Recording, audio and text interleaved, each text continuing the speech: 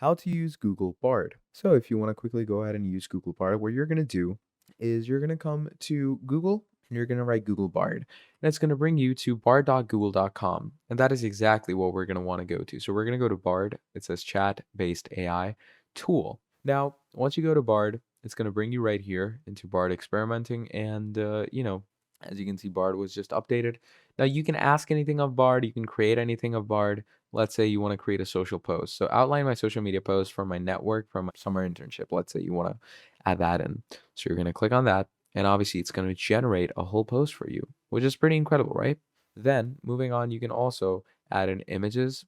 And so look at this over here.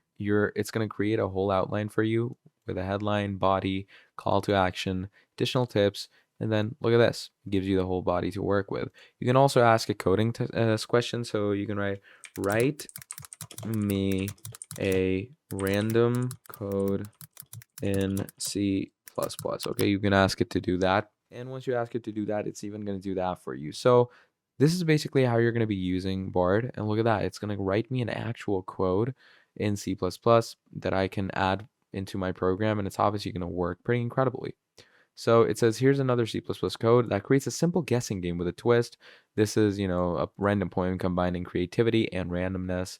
So pretty incredible.